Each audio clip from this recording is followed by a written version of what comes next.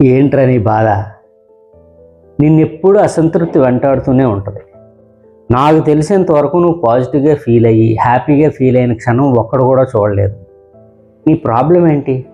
ఎప్పుడు అన్హ్యాపీగా ఉంటావు, ఏదో కోల్పోయిన వాళ్ళ ఉంటావు. ఎక్కడా నీ మొహంలో ఆనందం కానీ సంతోషం కానీ కనపడదు. ఏంట్రా నీ ప్రాబ్లం ఏంటి అంటే తిరిగి ఒక పెద్ద లెక్చర్ ఇస్తావు. నేనేం పీకేనని ఆనందంగా ఉండాలి, ఏం సాధించానని ఆనందంగా ఉండాలి, ఎందుకు నాకే ఇవన్నీ, అసలు ఏం చూసి నేను హ్యాపీగా ఫీల్ అవ్వాలని నీలో నువ్వే నెగిటివిటీ కంప్లీట్గా నిండిపోయి మాట్లాడుతూ ఉంటావు.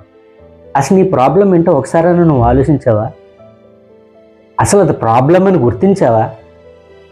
ఏమన్నంటే అందరూ హ్యాపీగా ఉన్నారు, నేను ఒక్కడనే హ్యాపీగా లేను, ఎందుకు నాకే ఇలాగా అనో తెగ మదన పడిపోతూ ఉంటావు. బేసిక్గా నీకు హ్యాపీగా ఉండడం రాదు. నీ ప్రాబ్లం ఏంటో నేను చెప్పనా? నీకున్నదాన్ని నువ్వు చూడలేకపోతున్నావు, లేని దాని గురించి ఆలోచిస్తున్నావు. అదే నీ ప్రాబ్లం. బెస్ట్ ఎగ్జాంపుల్ ఏంటి చెప్పమంటావా? గ్లాసులో సగం నీళ్ళు ఉన్నాయనుకో, నీకు సగం ఖాళీ గ్లాస్ కనపడుతుంది, నాకేమో సగం నీళ్ళు ఉన్నాయంట, నువ్వేమో అయ్యో సగమే నీళ్ళు ఉన్నాయి, సగం ఖాళీ అయిపోయింది అని నువ్వు ఫేస్ పెడతావు.